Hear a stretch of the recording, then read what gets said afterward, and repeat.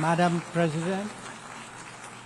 President, Excellencies, ladies and gentlemen, Namaskar from the people of Bharat. We are gathered here 8 decades since the founding of this unique body. The UN Charter calls on us not just to prevent war, but to build peace. Not just to defend rights, but to uphold the dignity of every human being. It challenges us to stand as good neighbors, uniting our strength so that generations to come inherit a world of justice, of progress, and of lasting freedom. Madam President, forces unleashed by history since the founding of the UN propelled this body forward. As decolonization advanced, the world began to return to its natural diversity. The membership of the United Nations quadrupled, and the organization's role and remit grew significantly. In the era of globalization, its agenda evolved even further. Development goals took center stage, even as climate change emerged as a shared priority. Trade acquired greater prominence, while food and health access were recognized as essential to global well-being. Where security was concerned, the UN undertook peacekeeping operations and promoted disarmament discussions. As a result, the UN became a natural platform to debate key global issues. Madam President, we must ask ourselves today, how has the UN lived up to expectations? And just look at the state of the world. There are 2 significant conflicts underway, one in Ukraine and the other in the Middle East, West Asia. Innumerable other hotspots don't even make the news. The slow progress of the SDG Agenda 2030 presents a sorry picture. On climate change, the reality is of recirculated commitments and creative accounting. If climate action itself is questioned, what hope is there for climate justice? When a once-in-a-century pandemic hits us, we saw open discrimination in access to vaccines and to travel. Energy and food security have been the first casualties of conflict and disruption, especially since 2022. Better off societies insulated themselves by having the first call. The resource-stressed ones scrambled to survive, only to hear sanctimonious lectures thereafter. When it came to trade, non-market practices gamed rules and regimes. The resulting concentration exposed the world to leveraging. On top of that, we now see tariff volatility and uncertain market access. As a result, de-risking is a growing compulsion, whether from limited sources of supply or over-dependence on a particular market. Economic concerns have other dimensions as well. Heightened technology control is one. The grip on supply chains and critical minerals is another. The shaping of connectivity is no less sensitive. Protection of key sea lanes has become a challenge. Restricting the evolution of a global workplace is an issue. Each makes a compelling case for more international cooperation, not less. But are we really headed in that direction? And where has the UN actually made a difference? Madam President, as members of the UN, we meet here as sovereign equals. That is not a formalism, but a recognition of the inherent diversity of our world. Understandably, we have different history, traditions, heritage, and culture. For them to coexist, for them to enrich each other, it is imperative that we foster understanding and respect. This will only happen when we resist political interference and economic pressures, when narratives are free of prejudice, when double standards are abjured, and when pluralism is truly appreciated. Madam President, Excellencies, while asserting our rights, we must also firmly face up to threats. Countering terrorism is a particular priority because it synthesizes bigotry, violence, intolerance, and fear. India has confronted this challenge since independence, having a neighbor that is an epicenter of global terrorism. For decades now, major international terrorist attacks are traced back to that one country. UN's designated lists of terrorists are replete with its nationals. The most recent example of cross-border barbarism was the murder of innocent tourists in Pahalgam in April this year. India exercised its right to defend its people against terrorism and brought its organizers and perpetrators to justice. Because terrorism is a shared threat, Madam President, it is essential that there is much deeper international cooperation. When nations openly declare terrorism a state policy, when terror hubs operate on an industrial scale, when terrorists are publicly glorified, then such actions must be unequivocally condemned.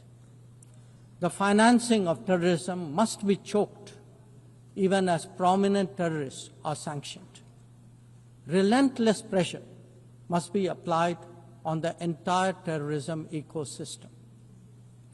Those who condone nations that sponsor terror will find that it comes back to bite them. Madam President, an objective report card will show that the UN is in a state of crisis. When peace is under threat from conflicts, when development is derailed by lack of resources, when human rights are violated by terrorism, the UN remains gridlocked. As its ability to forge common ground diminishes, belief in multilateralism also recedes. Central to the erosion of the UN's credibility has been resistance to reform. Most members strongly desire change, but the process is being made an obstacle to the outcome. It is imperative that we see through this cynicism and purposefully address the reform agenda. The historical injustice done to Africa should be redressed. Both permanent and non-permanent membership of the Council must be expanded. A reformed Council must be truly representative, and India stands ready to assume greater responsibilities. Madam President, today the predicament of the Global South is especially acute. Bharat, under the leadership of Prime Minister Narendra Modi, believes that it has both a duty to contribute and an obligation to motivate. That is why we have undertaken more than 600 major development projects in 78 countries, as well as innumerable community-based initiatives. They range from large infrastructure to small livelihoods, from capacity building to people's welfare, from concrete assets to education and training. Turbulent times require that we step forward during moments of crisis. India has been forthcoming in that regard, especially in its immediate vicinity. Whether it is finance, food, fertilizer, or fuel, we have responded to the urgent requirements of our neighbors. Madam President, climate events and conflicts have created a demand for HADR assistance. Reflecting our growing capabilities, Bharat has endeavored to be a first responder. Be it essential medicines or relief supplies, the operations of a field hospital or limb fitment camps, these efforts covered 19 nations last year. The people of Afghanistan and those of Myanmar saw India extend its hand during recent earthquakes. Our efforts at ensuring safe commerce, combating piracy, and preventing attacks on shipping in the Northern Arabian Sea also bear mention. And the Indian tradition of UN peacekeeping operations continues in the Democratic Republic of Congo, in Western Sahara, Central African Republic, Golan Heights, Cyprus, Lebanon, Abyei, South Sudan, and Somalia. To put it clearly, our soldiers ensure peacekeeping, our sailors protect maritime shipping, our security counters terrorism, our doctors and teachers facilitate human development the world over, our industry produces affordable products, our techies promote digitization, and our training facilities are open to the world. These remain the core of our foreign policy. Madam President, each one of us has the opportunity of contributing to peace and prosperity. In the case of conflicts, especially Ukraine and Gaza, even those not directly involved have felt its impact. Nations who can engage all sides must step up in the search for solutions. India calls for an end to hostilities and will support any initiative that will help restore peace. The last decade in Bharat has also seen transformative changes due to the vision of Prime Minister Modi. Our digital public infrastructure has redefined governance and enabled delivery of public services on an unprecedented scale. Our startup ecosystem, innovation culture, and microfinance are changing the face of society.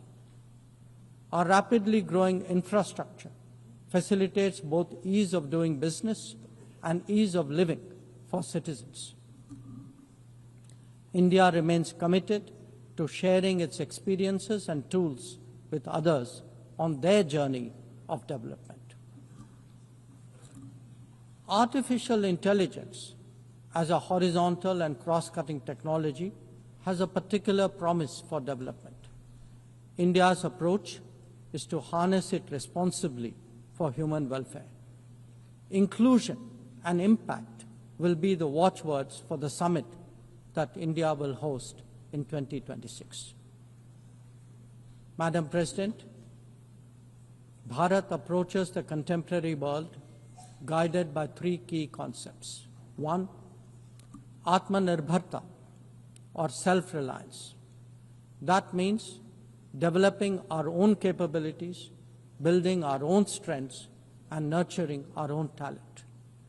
We see its results already, be it in manufacturing, in space programs, in pharma production, or in digital applications. Make, innovate, and design in India also benefit the world. Two, Atma Raksha, or securing oneself. we remain determined to protect our people and secure their interests at home and abroad.